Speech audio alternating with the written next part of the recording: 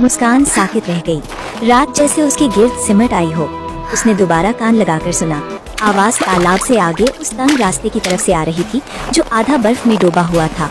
उसने टोकरी एक तरफ रखी और आहिस्ता आहिस्ता आवाज की समत बढ़ने लगी।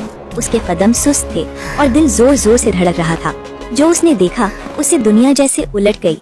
एक लम्हे के लिए हाल बिखर गया। वो अब सर्दियों में खड़ी एक औरत न रही, वो फिर से एक नन्ही बच्ची थी, खौफजदा अपनी छोटी बहन का हाथ थामे हुए, संगे मरमर और सोने से सजे एक अजीम महल में। उसने अपने वालिद बादशाह को देखा, ऊंचा और बावकार तख्त पर बैठा हुआ। उसने अपनी सौतेली माँ को देखा, जर्द और कांपती हुई, पेट पकड़े रो रही थी और कह रही थी, दर्द नहीं रुकता। मैं तुम्हें बेटा दूंगी, मगर सिर्फ तब जब तुम अपनी बेटियों को यहाँ से दूर ले जाओगे। उसे बादशाह की खामोशी याद आ गई। उसे वो तवील ना खत्म होने वाला बर्फानी मैदान याद आ गया। उसे याद आया कि वो कैसे तन्हा छोड़ दी गई थी। मंजर धुंधला कर मिट गया।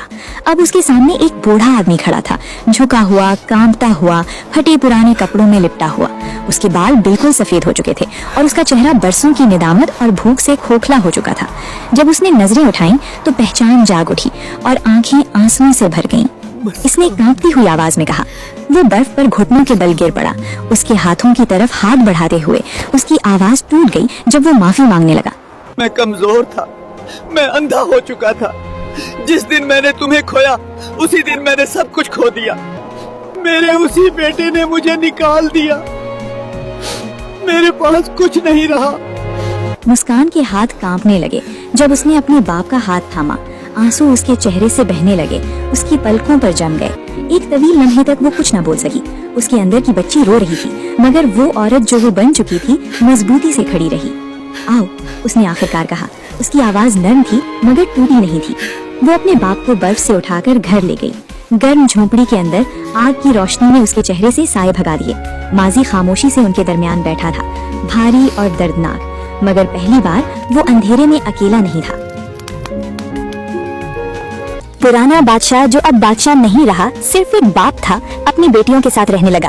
उमर ने उसकी कमर को झुका दिया था, लेकिन मोहब्बत ने उसके हौसले को सीधा कर दिया था। वो उनका ख्याल इस खुलूस के साथ रखता था जो पछतावे और शफकत से भरा हुआ था। हर सुबह वो गर्म खाने बनाता, पुरानी धुनें गुनगुनाता और हर शाम वो सब झोंपड़ी के बाहर घास पर बैठ कर खाते, जहाँ रोशनी के फानूस फूलों के दरमियान खेलती थी। मुस्कान और सना उसके साथ काम करती। वो सब मिलकर रंगों की खेत लगाते। अस्सलामुअलैकुम। अगर आपको हमारी वीडियोस पसंद आएं तो हमारे चैनल द फैमिली वॉल्ट को सब्सक्राइब करें और नई वीडियोस की अपडेट्स के लिए बेल आइकन जरूर दबाएं।